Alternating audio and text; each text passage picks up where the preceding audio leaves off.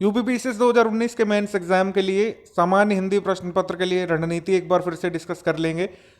Past में हम लोग ऐसा कर चुके हैं, एक बार फिर से यहाँ पर ब्रीफली समझ लेंगे। मिनिमम रिसोर्सेस, मिनिमम टाइम दे करके सामान्य हिंदी में अपने अंकों को कैसे सुधारा जा सकता है, खासकर जो अंग्रेजी माध्यम के हमारे विद्यार्थी हैं, इंग्लिश मीडियम स्टूडेंट्स जो हमारे चैनल से जुड़े हैं, लगातार इसकी मांग करते हुए आ रहे हैं। कंटेंट सारा आपको पापा वीडियो में डिलीवर कर दिया जाएगा, आपको कैसे यूज़ करना है इसको समझ लेते हैं यहाँ पर, ठीक है। रणनीति यानी स्ट्रैटेजी क्या होनी चाहिए मेंस 2019 के पेपर के लिए, सारे एग्जाम्पल यहाँ पर समझेंगे, प्रैग्मेटिकली समझेंगे, कोई चीज़ हवा में नहीं। सामान्य हिंदी का जो प्रश्न पत्र होता है वो इंग्लिश मीडियम एस्पिरेंट्स को काफ़ी मुश्किल में डालने की कोशिश करता है। सकारात्मक तौर पर देखें तो हिंदी में चूंकि स्केलिंग नहीं है, काफ़ी अच्छा मौका भी देता है आपको अपनी मेरिट बनाने का, अगर इसको सकारात्मक तौर पर आप समझें। 100 नंबर तक कैसे स्कोर किया जाए 150 में से, कम समय देकर के इसके बारे में चर्चा कर लेते हैं। सिलेबस को समझना बहुत जरूरी है। सिलेबस में आपको दिया गया है, सबसे पहले इसमें देखिए बहुत छोटा सा, केवल इतना ही सिलेबस दिया गया है, ठीक है। ये मैंने स्क्रीनशॉट निकाला है नोटिफिकेशन से। सामान्य हिंदी में मेंस में खाली इतना आता है, दिए गए खंड का अवबोध और प्रश्नोत्तर, पहला पॉइंट। दूसरा पॉइंट संक्षेपण दिया है। तीसरा सरकारी और अर्ध सरकारी पत्र, तार लेखन, कार्यालय आदेश, अधिसूचना, परिपत्र, ठीक है। चौथा पार्ट है आपका शब्द ज्ञान और प्रयोग, जिसमें से आपके सब डिवीजन है आ, बा, सा, दा, ठीक है। और पांचवा है आपका मुहावरे लोकोक्ति, जो काफी बड़ा पार्ट है, ठीक है, 30 नंबर का आता है। पूरा ब्रेकडाउन यहाँ पर समझेंगे।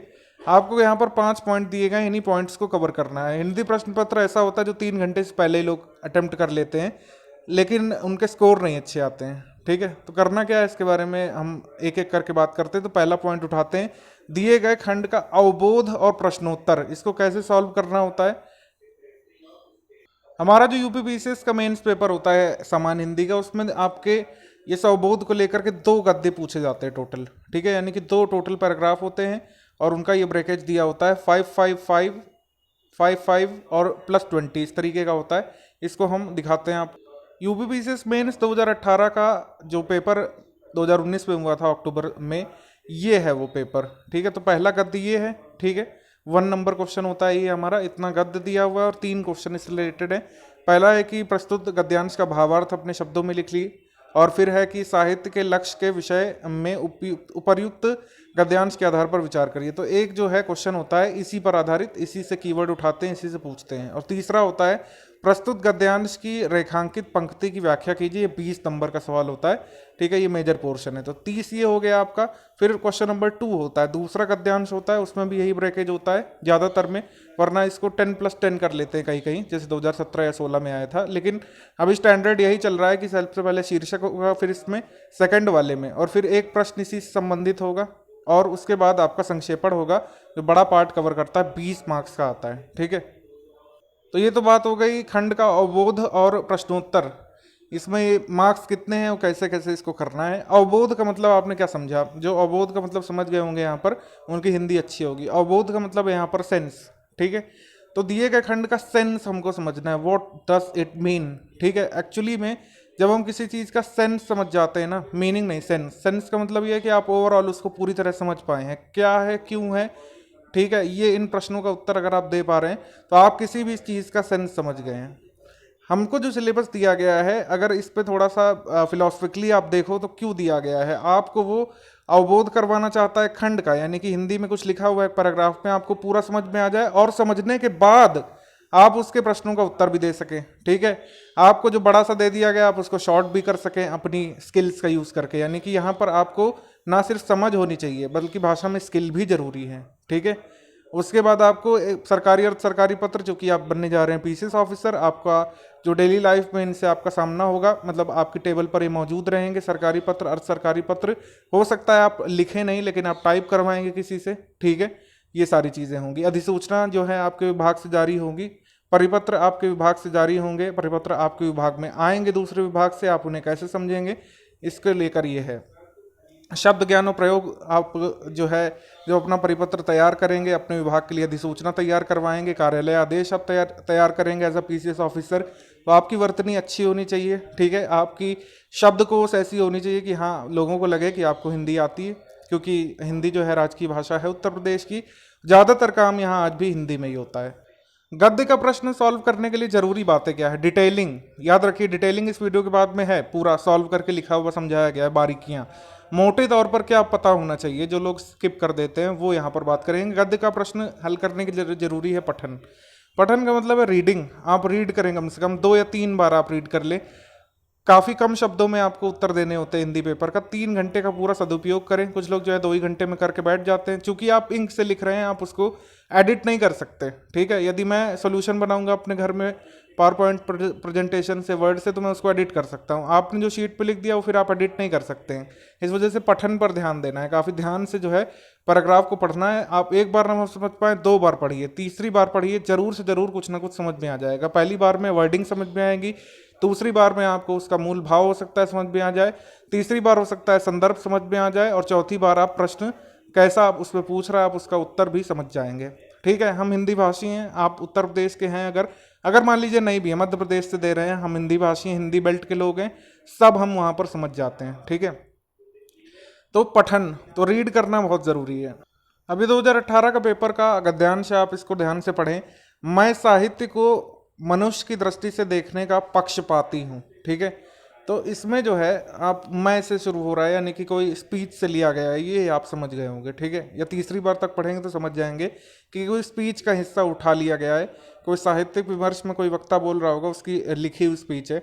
मैं साहित्य को मनुष्य की दृष्टि से देखने का पक्षपाती हूँ, वो वाकजाल। अब देखिए, अब आपका शब्दकोश अच्छा है तो आप समझ जाएंगे वाकजाल का मतलब क्या है। जो वाकजाल, ठीक है, वाकजाल, इसको जो है विच्छेद करिए, वाक्यों का जाल, ठीक है, जो शब्दों का जाल, वाक्यों का जाल है, मनुष्य को दुर्गति, हीनता और पर मुखापेक्षिता से बचा ना सके, जो उसकी आत्मा को तेजोदीप्त न कर सके, जो उसके हृदय को पर दुख कातर और संवेदनशील ना बना सके, उसे साहित्य कहने में मुझे संकोच होता है, ठीक है। तो इतना जो है, अगर आपको पहली बार पढ़ने में समझ में आ गया तो आपकी हिंदी अच्छी है, और नहीं तो आ जाना चाहिए आपको दूसरी बार में कि यहाँ पर वक्ता क्या कहना चाह रहा है, यहाँ से यहाँ तक क्या कहना चाह रहा है, ये अगर आप समझ गए तो आप आंसर दे लेंगे, ठीक है। तो यहाँ पर ये कहने का मतलब है कि अगर आप जो है वाकजाल का मतलब नहीं जाने, दुर्गति का मतलब, हीनता का मतलब तो समझ गए होंगे, पर मुखापेक्षिता से ना बचा सके, ठीक है। तो यहाँ तक अगर आप तीसरी बार पढ़ेंगे तो समझ जाएंगे कि ये जो तीनों चीज़ें हैं, दुर्गति, हीनता और परमुखापेक्षिता, ये तीनों निगेटिव सेंस में आएंगी, ठीक है। परमुखापेक्षिता का वैसे मतलब होता है दूसरों पर निर्भर रहने की जो प्रवृत्ति बन जाती है, दूसरों का मुख देखने की, उसका मुंह ताकने की जो प्रवृत्ति बन जाती है, वो है परमुखापेक्षिता, ठीक है। लेकिन अगर आपको ना भी मतलब एग्जैक्टली इसका पता होता तो भी आप समझ जाते तीसरी बार पढ़ने में। तो रीड करना बहुत ज़रूरी है, और रीड करना इसलिए भी जरूरी है क्योंकि यहाँ पर तीसरा नंबर क्वेश्चन आप देख रहे हैं जो 20 मार्क्स का है, रेखांकित पंक्तियों की व्याख्या करना है। तो रेखांकित पंक्तियाँ आपको दिख रही होंगी। पहला तो ये यहाँ से यहाँ तक रेखांकित है, 30 तक, तीसरे तक रेखांकित कर दिया, फिर यहाँ से यहाँ तक रेखांकित कर दिया, फिर यहाँ से यहाँ तक कर दिया। तो सब जो है पूरे संदर्भ में आपको देखना है। जरूरी नहीं है कि आपको यहाँ से यहाँ तक कहा गया तो यहाँ से यहाँ तक जो आपको समझ में आ रहा है तीसरी नंबर लाइन तक बस वही करें, फिर भी आप पूरा पढ़ें, वो ज़्यादा सही रहेगा, आपके आंसर को और अच्छा बनाएगा। दूसरा यहाँ पर रेखांकित आज नाना भांति के संकीर्ण स्वार्थों ने मनुष्य को ऐसा अंधा बना दिया है कि जाति धर्म निर्विशेष मनुष्य के हित की बात सोचना असंभव हो गया है। अब पहला जो है ये भावार्थ लिखा जाता है। भावार्थ का मतलब होता है आपको जो मूल भाव समझ में आ रहा है वो लिखना है। मूल भाव जो है मैक्सिमम 2-2.5 लाइन, मैक्सिमम 3 लाइन में लिखिएगा, ठीक है, क्योंकि वैसे भी 5 मार्क्स का है। इसको ज़्यादा एक्सटेंड मत करिएगा। भावार्थ का मतलब ये होता है कि जो आपको थीम समझ में आ रही है, इसकी डिटेलिंग में नहीं जाना है। थीम का मतलब है कि आपको कीवर्ड उठाने हैं कि आपको यहाँ तक भी पता चल जाए, यहाँ भी जो बता रहा है, जो इसकी मेन थीम है पूरे पैराग्राफ की, वो पता चल जाए। तो इसका मूल भाव जो कि आगे वीडियो में और भी डीपली डिस्कस करा गया है, इसको मैं दिखा दे रहा हूँ। प्रस्तुत अवतरण में वक्ता, चूँकि जो है ये फर्स्ट पर्सन में लिखा गया है, वक्ता साहित्य के असंवेदनशील, उद्देश्यहीन और जन कल्याणकारी मार्ग से विमुख हो जाने पर चर्चा करता है। इसके कारणों के लिए जिम्मेदार मनुष्य जाति में बढ़ती स्वार्थपरायणता की समीक्षा करता है। बतौर वक्ता दलगत स्वार्थ न सिर्फ साहित्य बल्कि मनुष्यता पर हावी होकर मनुष्यता के अस्तित्व को ही निगलने का काम कर रहा है। तो ये एक परफेक्ट आपका संदर्भ हो सकता था, इस तरीके से लिखना है। ये ऐसा आप प्रैक्टिस से लिख पाएंगे, ठीक है, ऐसा नहीं कि एक ही बार में आ जाएगा। इसकी लगातार आपको प्रैक्टिस करनी पड़ेगी, पठन करना होगा, मनन करना होगा। कई बार गलत होगा, कई बार सही होगा, तब जाके इस तरीके का आप लिख सकते हैं, ठीक है। इसमें सारे कीवर्ड हैं, स्वार्थपरायणता, असंवेदनशीलता, उद्देश्यहीन, जन कल्याणकारी मार्ग से विमुख होना, ये सब जो है कीवर्ड्स हैं इसमें आने चाहिए थे। इसमें गद्य से संबंधित एक जो सेकंड नंबर का प्रश्न आता है, जिसमें गद्य से संबंधित एक थीम उठा लेते हैं, उस पर पूछते हैं। तो इसमें प्रश्न की मांग आपको समझना जरूरी है कि क्या कह रहा है। फॉर इंस्टेंस हम 2018 के पेपर में ही देखते हैं, जब इसमें खा वाला जो प्रश्न है, इसमें लिखा हुआ है कि साहित्य के लक्ष्य के विषय में उपयुक्त गद्यांश के आधार पर विचार कीजिए। यानी कि साहित्य का जो लक्ष्य है उसके विषय में, मतलब साहित्य का जो लक्ष्य है वो तो आपको पता है कि क्या होता है इन जनरल, लेकिन आपको उपर्युक्त गद्यांश के आधार पर विचार करना, ये वर्ड बहुत इंपॉर्टेंट है। तो प्रश्न की मांग को समझना जरूरी है कि आपको साहित्य का जो लक्ष्य है वो इस हिसाब से बताना है जितना कि आपको ये पैराग्राफ बता रहा है, ना उससे कम ना उससे ज़्यादा।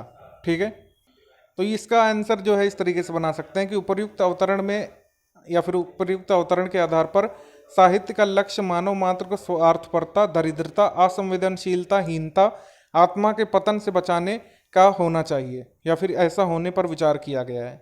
उपर्युक्त अवतरण में वक्ता के अनुसार संकीर्णता और सर्वार्थपरायणता न सिर्फ साहित्य अपितु मानव मात्र के सहज नैसर्गिक गुणों पर हावी हो रही है। ठीक है, तो आपने लक्ष्य बता दिया कि ये होना चाहिए, ठीक है, यहाँ तक, और फिर बता दिया कि ऐसा नहीं हो रहा है, क्योंकि आपको उतना ही बताना है, उतनी ही एनालिसिस कर रही है जितना कि आपको पैराग्राफ में देखने को मिल रहा है। इस मैंने उतने ही शब्द लिखे हैं जो पैराग्राफ हमको सजेस्ट कर रहा है, ना उसके बाहर ना उससे कम। तो गद्य से संबंधित या आपके पहले गद्य से संबंधित प्रश्न आप समझ गए। उसके बाद हम देखते हैं कि शीर्षक वाला प्रश्न आप कैसे सॉल्व करेंगे। शीर्षक वाला प्रश्न आसान होता है, आपको मात्र 3-4 शब्द लिख करके 5 नंबर मिल सकते हैं, तो काफ़ी स्कोरिंग तो है ही। ठीक है, इसमें जो है वही काम करना होता है, आपको अच्छे से रीड करना है पैराग्राफ को, फिर जो जो शब्दों का दोहराव हो रहा है उसको पकड़ना है, केंद्र बिंदु क्या है, यानी कि किस मेन थीम पर बात की जा रही है, या फिर प्रासंगिकता किसकी सबसे ज़्यादा है, उसी के आधार पर आप शीर्षक बनाएंगे। यानी कि आपको सबसे पहले पढ़ना है, ठीक है, फिर देखना है कि कौन से शब्द दोहराए जा रहे हैं, केंद्र बिंदु क्या है पैराग्राफ का, और फिर क्या हम वो शीर्षक बनाए जो सबसे ज़्यादा प्रासंगिक हो। ठीक है, तो आइए एग्जाम्पल देखते हैं। अब आप इस पैराग्राफ को देखिए, इसको मैं जल्दी से रीड कर देता हूँ आपके लिए। परिवर्तन से हम बच नहीं सकते, परिवर्तन से बचना आगति और दुर्गति को आमंत्रित करना है। यद्यपि स्थिरता का में किसी अंश में सुरक्षा है, तथापि बिना जोखिम लिए आगे नहीं बढ़ा जा सकता है। नियमों की स्थिरता जो विज्ञान में है, स्फूर्तिमय जीवन की गतिशीलता जो साहित्य में है, दोनों के बीच में हमें संतुलित मार्ग खोजना है। जीवन के संतुलन में नए और पुराने संतुलन का विशेष महत्व रखता है। संसार में गतिशीलता के साथ हमको गतिशील होना पड़ेगा, किंतु आंखें मूंदकर अंधकार की खाई में कूदना शूरता नहीं है। हमको आगे कदम बढ़ाना है, किंतु आंखें खोलकर नवीन के लिए हमें अपने मन मंदिर के लिए का द्वार हमेशा खुला रखना है। पूर्वाग्रहों से काम ना लें, उसके पक्ष या विपक्ष की युक्तियों को न्याय के तुला पर तौलें। एक सीमा के भीतर किए गए प्रयोगों को भी अपने जीवन में स्थान दें, किंतु केवल नवीनता के प्रमाण पत्र से संतुष्ट न हो जाएं। जिस तर्क बुद्धि को हम प्राचीन प्रथाओं के उन्मूलन में लगाते हैं, उसी निर्मम तर्क को नवीन के परीक्षण में भी लगावें, किंतु नवीन को भूत की भांति भय का कारण ना बनावें। ठीक, अब इसमें सबसे पहले उचित शीर्षक देना है इसको। आप देखोगे यहाँ पर बार बार क्या वर्ड रिपीट हो रहा है, आप समझ गए होंगे, परिवर्तन। ठीक है, परिवर्तन की बात की जा रही है। एक और वर्ड रिपीट हो रहा है, नवीन। ठीक है, एक और वर्ड रिपीट हो रहा है, प्राचीन। ठीक है, एक और वर्ड रिपीट हो रहा है, जीवन।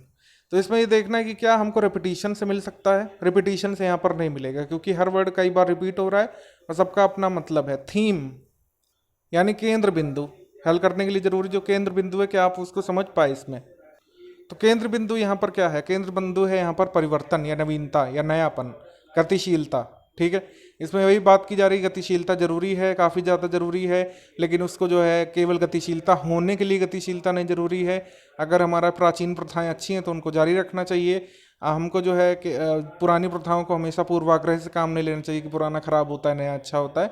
मोटा मोटा ये आप समझ गए। ठीक है, अब आप कई सारे लिखें शीर्षक जो आपको मिलता है क्वेश्चन पेपर, आंसर शीट पे मत लिखिएगा। शीर्षक कभी भी एक बार में मत लिखिएगा, मैं आपको बता रहा हूँ। शीर्षक बार बार कम से कम 3-4 बार लिखिएगा। ठीक है, अपने क्वेश्चन पेपर में, तब जो आपको सबसे उचित लगे, सबसे जो कम शब्दों में ज़्यादा गहराई की बात कर रहा हो, जहाँ सबसे ज़्यादा प्रासंगिक हो पैराग्राफ के लिहाज से, उसे आप चुनिएगा।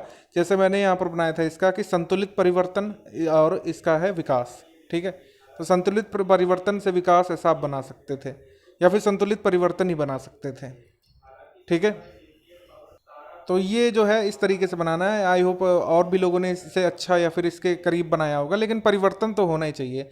तो दोहराव में ये जरूर देखना है कि आपको कौन सा एक शब्द तो लेना है जो सबसे ज़्यादा रिपीट हो रहा है, उसको ये जरूर लेना है, ठीक है। तो परिवर्तन यहाँ पर होना जरूरी था मेरे हिसाब से। इस तरीके से बनाते हैं। संक्षेपण वाला जो आपका 20 मार्क्स कवर करता है, काफ़ी मोटा पोर्शन, उसके लिए क्या करना है, तो रीडिंग तो करना ही करना है। रीड के बिना जो है कोई प्रश्न हल नहीं हो सकता है।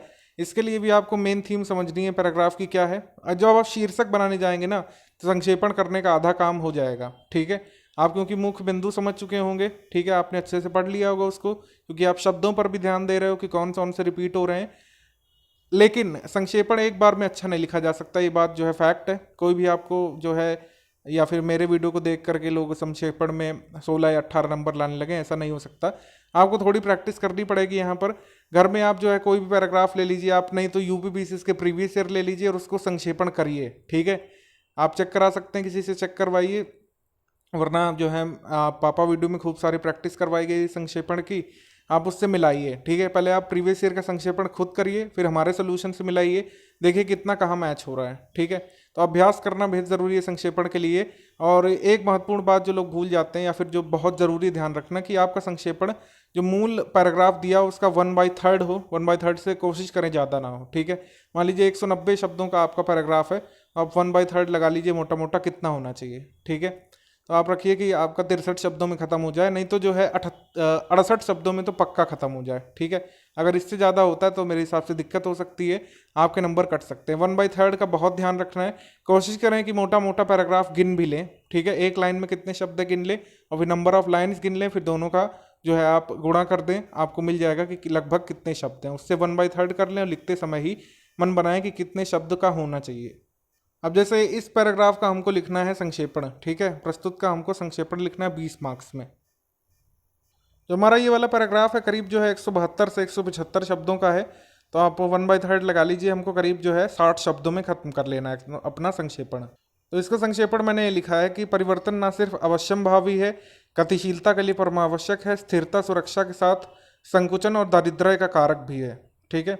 मतलब स्थिरता जो है सुरक्षा और संकुचन के साथ, सुरक्षा तो है ही अगर जो है स्थिरता रहेगी, लेकिन संकुचन और दारिद्र्य का कारक भी है। पाश्चात्य मूल्यों की स्थिरता और उन्नत विचारों की गतिशीलता में संतुलन परमावश्यक है। संतुलित गतिशीलता को आत्मसात करने के लिए न सिर्फ तार्किक रूप से उन्नत विचारों का परीक्षण करना है, बल्कि अपितु जो है पाश्चात्य या पुराने, पाश्चात्य नहीं यहाँ पर सही वर्ड होगा, यहाँ पर होगा प्राचीन, प्राचीन मानो मूल्यों की कसौटी पर कसते हुए बिना पूर्वाग्रहों के सजग होकर उन पर सकारात्मक नकारात्मक परिणामों को समझना जरूरी है, ठीक है। अच्छा, यहाँ पर संक्षेपण में एक चीज़ बहुत लोग गलत करते हैं कि उन लोगों को लगता है कि यहाँ के वर्ड लेना जरूरी है, ठीक है। कुछ लोगों को लगता है कि जो है ये संसार में गतिशीलता आना चाहिए, स्फूर्ति में जीवन आना चाहिए, या फिर जो है तुला में तौलने की बात कही गई तो वही नहीं। आप जितना छोटा कर सकते हैं इसको करिए। संक्षेपण का मतलब यही है कि ये बात जो इतने लंबे में लिखी गई है, क्या आप इसको अपने शब्दों का प्रयोग करते हुए छोटा कर सकते हैं और इसका मतलब भी ना बदले। संक्षेपण का मतलब है कि इसका जो मूल अर्थ है वो नहीं बदलना चाहिए, ठीक है। आप अगर इसको पढ़ लें और फिर आप मेरा संक्षेपण पढ़ लें, तो अगर दोनों को पढ़ने में समान बात सामने आती है, ठीक है, दोनों को पढ़ने के बाद आप वो मूल बात समझ जाते हैं एक ही तरह से, तो संक्षेपण जो है सफल माना जाएगा, ठीक है। तो ये होता है संक्षेपण का मूल भाव। प्रारूप वाले प्रश्न आप कैसे करेंगे? प्रारूप वाले प्रश्न का मतलब है जिसमें आपके 3rd नंबर पॉइंट वाली चीज़ें आ जाती हैं, सरकारी और सरकारी पत्र, तार लेखन, कार्यालयादेश, अधिसूचना परिपत्र, ठीक है। तार लेखन को लगभग यहाँ से आप डिलीट कर दीजिए, क्योंकि ये अब नहीं आता है कभी भी और ना आएगा। तो सरकारी अर्ध सरकारी पत्र बचा, कार्यालयादेश, अधिसूचना परिपत्र, केवल 4 होते हैं फॉर्मेट, हर साल 2 आते हैं, तो थोड़ा सा प्रेडिक्टेबल भी है कि जो है इस साल क्या आएगा। देखिए मैंने लिस्ट बनाई है, मुझे लगभग पूरा अंदाजा है कि इन्हीं में से जो है क्वेश्चन आ सकता है आपका प्रारूप में से। जो आपका 3rd नंबर क्वेश्चन होता है, 3rd नंबर क्वेश्चन का जो पहला पार्ट होता है, परिपत्र का साधारण प्रारूप तैयार करने वाला प्रश्न आ सकता है आपके एग्जाम में, ठीक है। आपसे बोलेंगे कि आप परिपत्र का एक प्रारूप तैयार कीजिए और साधारण समझाइए कि कैसे लिखा जाता है, ठीक है। और या तो हो सकता है कि आपको परिपत्र लिखवाने के लिए खुद से निर्देश दें, या इस तरीके का आ सकता है कि भाई स्वयं को आप उत्तर प्रदेश के मुख्यमंत्री का विशेष सचिव मानते हुए कोविड-19 महामारी के मद्देनजर हुए लॉकडाउन की चरणबद्ध निर्मुक्ति किए जाने हेतु राज्य सरकार द्वारा जारी किए गए निर्देशों को राज्य के विभिन्न विभागों प्रभागों को अवगत कराएं। ये काल्पनिक है, ठीक है, ऐसा नहीं कि जरूरी आएगा, ठीक है, केस मत कर देना। ये मैं बता रहा हूँ कि इस तरीके का आ सकता है, मतलब परिपत्र लिखवा सकते हैं कि आपसे आप विभिन्न अवगत कराएं, तो परिपत्र ही होगा यहाँ पर, ठीक है। तो आपको जरूरी नहीं कि कहें कि आप परिपत्र लिखें, लेकिन अगर कहें भी तो ठीक है। परिपत्र का मतलब ये होता है कि एक सरकारी पत्र जो है कई लोगों को एक साथ जो है भेजा जाता है, जिसको सर्कुलर बोलते हैं इंग्लिश में। यहाँ पर निर्मुति जिसको नहीं समझ में आ रहा है, निर्मुति का मतलब है यहाँ पर लॉकडाउन, लॉकडाउन रिलीज, ठीक है। निर्मुति शब्द का मतलब होता है रिलीज करना, ठीक है, तो लॉकडाउन ओपन करना, ठीक है। तो ऐसे कुछ शब्द आपको जरूर देखने को मिलते हैं, तो थोड़ा सा शब्दकोश भी आप मजबूत करिए। आरओ मेंस में जितने भी शब्द पूछे गए हैं उनकी इनकी आप लिस्ट बना करके तैयार करिए। अगर आपके पास बुक्स हैं तो आप कर लीजिए, वरना पीडीएफ हम शेयर कर देंगे अगर आप चाहेंगे तो। मैक्सिमम लाइक्स चाहिए भाई, तभी मिलेगी पीडीएफ। वो मैंने बनाई थी आरओ मेंस के टाइम पर, ठीक है, उसका वीडियो जरूर बनवा देंगे। वरना ये शब्द जरूर आप देखते रहिए, बीच बीच में ये शब्द आते रहते हैं, ये वो शब्द दिक्कत कर सकते हैं। अगर आप निर्मुति नहीं समझ में आया तो हो सकता है आपका गलत हो जाए, ठीक है। परिस्थिति दर्शाते हुए सरकारी पत्र लिखने को आ सकता है, लेकिन इसके चांसेस जो है 50% है। मुझे नहीं लगता, मेरे हिसाब से परिपत्र आना तो तय है। एक क्वेश्चन इससे तय है, कार्यालय आदेश जरूर आ सकता है, ठीक है। कार्यालय आदेश क्या है, उदाहरण स्पष्ट करें, ये आ सकता है। या फिर जो है परिस्थिति दिखाते हुए आपको कार्यालय आदेश लिखने को बोलेगा कि आप जो है किसी विभाग के प्रमुख हैं, कार्यालय आदेश अपने अधीनस्थों के लिए जारी करिए, ऐसा आ सकता है। मान लीजिए कि इस तरीके का परिपत्र का प्रारूप आ जाता है, ठीक है। छात्रों में वन संपदा की महत्ता के प्रति जागरूकता लाने के लिए उच्च शिक्षा निदेशक द्वारा प्राचार्यों को संबोधित करते हुए परिपत्र का प्रारूप तैयार करिए। तो कैसे प्रारूप तैयार करोगे आप, उसमें क्या लिखोगे, इस पर चर्चा कर लेते हैं।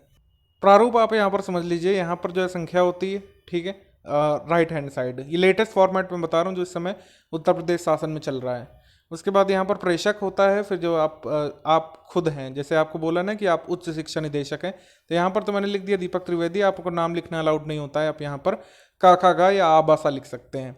उच्च शिक्षा निदेशक उत्तर प्रदेश शासन, इस तरीके से लिखेंगे।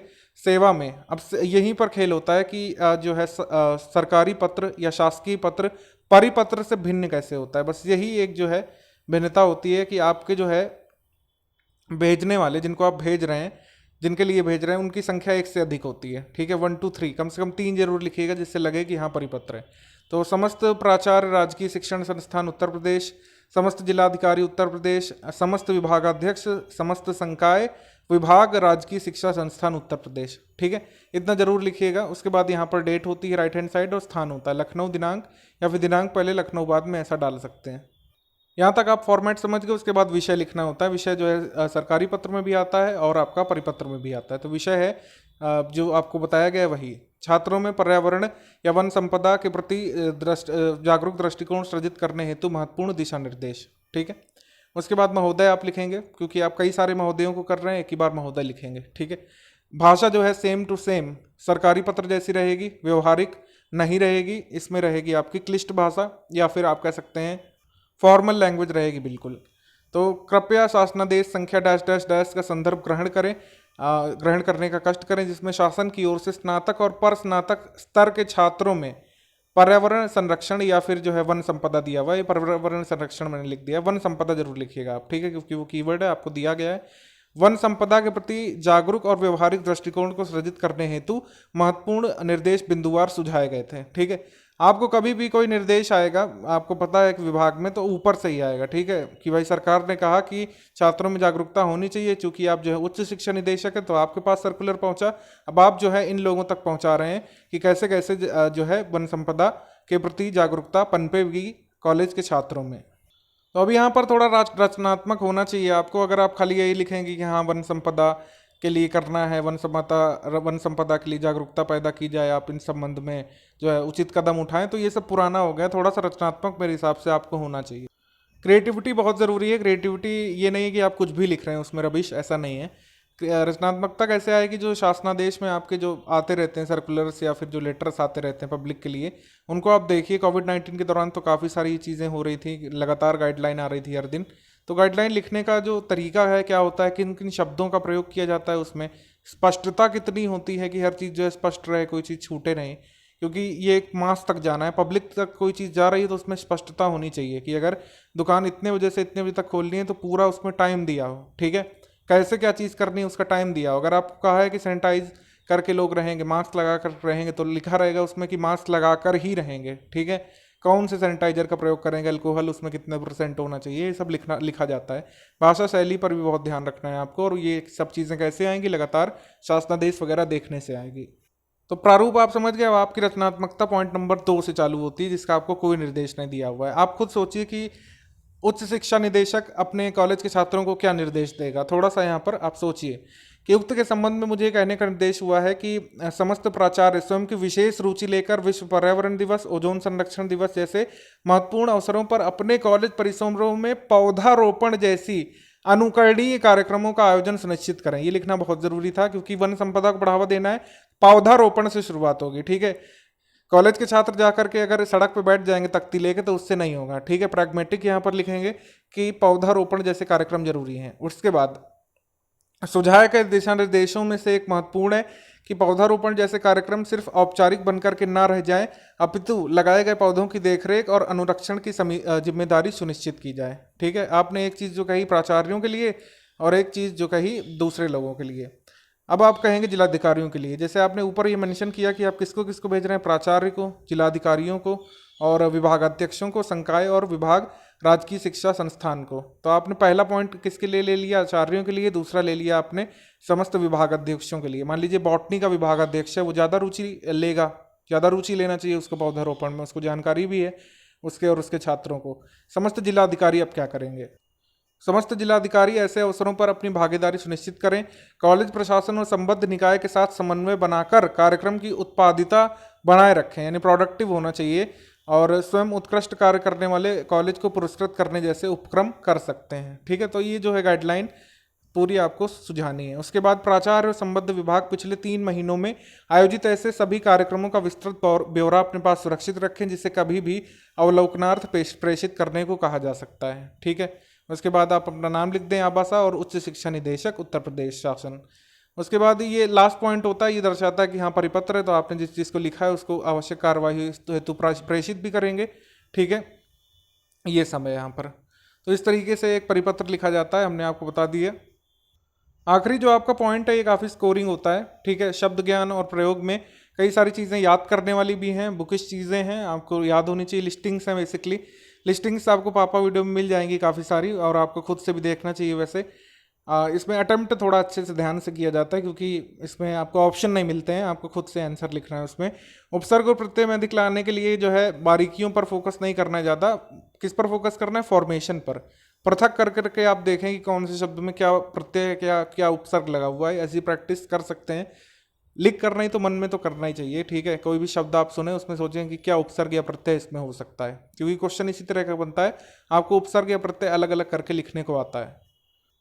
तो देख रहे हैं आप, इस तरीके का प्रश्न आता है कि नहीं 5 में जो है उपसर्ग को अलग करिए, ठीक है। अब आपको इसमें उपसर्ग पता होना चाहिए कौन कौन सा लगा है, आक्रमण में, उन्नयन में, आपको संस्कार में, और अथाह में। अब आपको ये तभी पता होगा जब आपको उपसर्ग पता होंगे कितने और कौन कौन से तरह के होते हैं। विलोम शब्द थोड़े से क्लिष्ट पूछे जाते हैं, और ठीक है, इसलिए अपने शब्द को उसको थोड़ा बढ़ाइए, बुक्स रीड करिए। पापा वीडियो में काफ़ी लंबी लिस्टिंग है, अगर आपने उसको सुना तो आपका बहुत संभावना है कि उसी से आ जाएगा, ठीक है। लिस्टिंग हमने कवर की है वैसे, लेकिन ध्यान देना है कि आसान वाले स्किप कर सकते हैं, थोड़े कठिन ही आते हैं। फॉर एग्जाम्पल, अब जैसे अर्पण है, ये आपको पता होगा, उदात्त का अनुदात्त होता है, गरल का मतलब विष होता है, और गरल का आप जो है विलोम लिख सकते हैं सुधा, वो सब ठीक है। लेकिन क्या आप जो है श्लाघ का लिख सकते हैं? श्लाघ का तो मीनिंग ही बहुत कम लोगों को पता होगा। खैर, इसमें 5 करने कोई, तो ये है कुल मिला करके कि आपको अंडरस्टैंडिंग अच्छी रखनी है, जिससे आप पूरे 5 कर ले जाएं, कोई 5 तो कर ही ले जाएं, ठीक है। 2018 के पेपर में ये वाले आए थे, आवरण आया था, कृतज्ञ आया था, ये तो आसान है, आवरण का अनावरण हो जाएगा, कृतज्ञ का कृतज्ञ हो जाएगा, ठीक है। अज्ञ का हो जाएगा विज्ञ, नैसर्गिक का हो जाएगा यहाँ पर, नैसर्गिक का क्या मतलब होता है, प्राकृतिक, और नैसर्गिक का विलोम हो जाएगा कृत्रिम। अधम है, आहूत है, आहूत का अनाहूत हो जाएगा, सकर्मक का आकर्मक हो जाएगा, ठीक है। घात का प्रतिघात हो जाएगा, वैतरिक का क्या हो जाएगा, आप बताइए कमेंट करके। तो यही है कि क्लिष्ट यही हुआ। अब मान लो आपसे क्लिष्ट का ही पूछ लें, क्लिष्ट का क्या मतलब होता है, क्लिष्ट का मतलब ही होता है कठिन, तो क्लिष्ट का विलोम क्या हो जाएगा, सरल। तो इस तरीके से जो है आपके आते हैं। उसके अलावा मुहावरे पर ध्यान देना, मुहावरा भी 30 मार्क्स का आता है। मुहावरे की लिस्टिंग आप हमारी से कंप्लीट कर लेंगे। आप एक बात ध्यान रखिएगा कि सारे मुहावरे आप नहीं कर पाएंगे, चाहे आप जितने बड़े विद्वान हो, या फिर क्योंकि मुहावरे जो है इसमें लैंग्वेज की समझ जो है नहीं होती, इसमें आपको फेमिलियर होना चाहिए उस संदर्भ से। मुहावरे आपके उत्तर प्रदेश के 8 या 9 आते हैं, एक आधे जो है अदर स्टेट के डाल देते हैं, क्योंकि मुहावरा तो जो है कल्चर से संबंधित चीज़ है, भाषा से संबंधित तो है ही, लेकिन ये कल्चर से संबंधित भी है। आप अगर यूपी के हैं उत्तर प्रदेश के, तो उत्तर प्रदेश संबंधित मुहावरे तो आप कर लेंगे 8-9, जो 1 या 2 आ जाते हैं अदर स्टेट की बुक से, वो जानबूझ करके डाले जाते हैं जिससे आप पूरे ना कर पाएँ, तो ये एक बात है यहाँ पर। उसके अलावा हमारी लिस्टिंग में सारे उत्तर प्रदेश के मुहावरे शामिल हैं, आप कम से कम 10 में से 8 या 9 तो कर ही लेंगे। और इन सभी वीडियोस में जो है आपको अर्थ स्पष्ट रूप से लिखने की कला बताई गई है। कला क्या मतलब क्या तरीका होता है वो बताया गया है, और जो है प्रासंगिक वाक्य प्रयोग कैसे बनाए जाते हैं वो बताया गया है। वाक्य प्रयोग बुकिश मत लिखिएगा, मेरे हिसाब से नहीं नंबर मिलते हैं इसके। वाक्य प्रयोग प्रासंगिक लिखिएगा, ठीक है। आप आज के इवेंट में उसको रिलेट कर सकते हैं। अगर आपके पास जो है घुटने टेकने वाला आया है, तो आप जो है किसी ऐसे पर्सन का रेफरेंस दे सकते हैं जिसने यील्ड कर दिया, घुटने टेक दिए, जिसने जो है असमय अपना रिटायरमेंट अनाउंस कर दिया हो, ठीक है। तो मतलब ये है कि आप जो है रिलेट करके लिखिए, वाक्य चाहे जितना बड़ा बन जाए उसकी चिंता नहीं करिए, अगर प्रासंगिक है तो मेरे हिसाब से एग्जामिनर आपको नंबर जरूर देगा इसमें। एसीएफ मेंस 2018 का जो मेंस पेपर हुआ था हिंदी का, 100 नंबर का हिंदी और निबंध आता है उसमें, तो उसमें ये पूछे गए थे मुहावरे, आंखें नीची होना, कंगाली में आटा गीला, और पूछा गया था आपका धज्जियाँ उड़ाना और भखिया उधेड़ना, ठीक है। अब इनके जो मतलब निकल रहे हैं और वाक्य प्रयोग है वो मैंने इस प्रकार से बनाए हैं, और यदि मेरा पेपर होता तो मैं इसी प्रकार से बनाता। आपको स्पष्ट होना चाहिए, आंखें नीची होना, शर्मसार होना किस संदर्भ में है, क्या सिचुएशन हो सकती है जब आदमी की आंखें नीची हो जाए, ये वाक्य प्रयोग में आना चाहिए आपका। अगर आप इसको नहीं एक्सप्रेस कर पाए तो आपको नंबर नहीं मिलेंगे। पुलिस जब वारंट लेकर पहुंची तो बनवारी लाल को विश्वास नहीं हुआ। उनके पुत्र को उनके सामने हथकड़ी लगाकर पूरे मोहल्ले के सामने ले जाया गया। जिस बनवारी लाल का आत्माभिमान की लोग मिसालें देते थे, उसकी आज सबके सामने आंखें नीची हो गई। तो शर्मसार होने का एक पूरा संदर्भ यहाँ पर दिया हुआ है। पुत्र था, वो पुलिस आई, वारंट लाई, हथकड़ी लगा के ले गए। बनवारी लाल पहले से आत्माभिमानी था, ठीक है। तो ये सिचुएशन आपने दी, तब शर्मसार होने की पूरी संदर्भ यहाँ पर क्लियर हो रहा है, ठीक है, मतलब पूरी बात यहाँ पर पता चल रही है। कंगाली में आटा गीला होना यानी कि विपत्ति पर विपत्ति बढ़ना है, एक कष्ट और दूसरा कष्ट। तो कोई ऐसा वाक्य हो जिसमें दूसरा कष्ट भी हो और पहला कष्ट भी हो, तभी वो परफेक्ट होगा। तो रवि या किसी और भी जो आपका दोस्त हो जिसके लिए आप बुरा चाह रहे हैं, उसका नाम लिख दीजिए यहाँ पर। डैश की नौकरी छूटने के 5 दिन भी नहीं बीते थे और उसकी पत्नी ने उसको तलाकनामा भेज दिया। इसे कहते हैं कंगाली में आटा गीला, यानी कि विपत्ति पर विपत्ति पड़ना, ठीक है। उसके बाद है कि धज्जियां उड़ाना। धज्जियां उड़ाना यानी कि किसी कृति या रचना की कटु आलोचना करना, ठीक है। तो फिल्म चाहे जैसी बनी हो, अच्छी हो या खराब, सिनेमाई परिदृश्य में उसका मूल्यांकन करना एक बात है, लेकिन पूर्वाग्रह से ग्रस्त होकर उसकी धज्जियां उड़ाना एक बात है। फिल्म समीक्षकों को इस बात का ध्यान रखना चाहिए, ठीक है। तो एक अच्छा संदर्भ मेरे हिसाब से हो सकता है। उसके बाद बखिया उधेड़ना यानी कि पोल खोलना या रहस्य खोलना। सिर्फ अपने राजनीतिक लाभ के लिए नागरिकता संशोधन कानून की आलोचना करने वाले लोगों की गृह मंत्री ने जमकर बखिया उधेड़ी कि उनका असली मोटिव क्या है ये नागरिकता संशोधन कानून के विरोध करने का, ठीक है। उसके बाद लेना एक ना देना, तो ये हमारे कानपुर में बहुत बोला जाता है। तो ये जो है एक स्थानीय मुहावरा है, हो सकता है आपको बुक्स में ना मिले, लेकिन लोग इसको बोलते हैं हमारे यहाँ पर। लेना एक ना देना दो का मतलब है कोई मतलब ना होना। अपनी कन्या के गुण ढंग से लेना एक ना देना दो, सबको सरकारी नौकरी वाला वर चाहिए, ठीक है। तो यहाँ पर आप अपनी फ्रस्ट्रेशन भी निकाल सकते हैं थोड़ी सी। तो ये कुछ बातें आपको ध्यान में रखनी है यूपीसीएस मेंस 2019 का हिंदी वाला पेपर लिखते समय। सिलेबस 2016 से नहीं चेंज हुआ है, लगातार यही पूछा जा रहा है सामान्य हिंदी में। तो इस पर आप फोकस करिएगा, इन चीज़ों पर जो आपको बातें बताई हैं। पापा वीडियो आप स्टडी फॉर सिविल सर्विसेज का देखेंगे यूपीसीएस मेंस हिंदी के लिए, तो आपको काफ़ी हेल्प मिलेगी। जय हिंद दोस्तों, वंदे मातरम।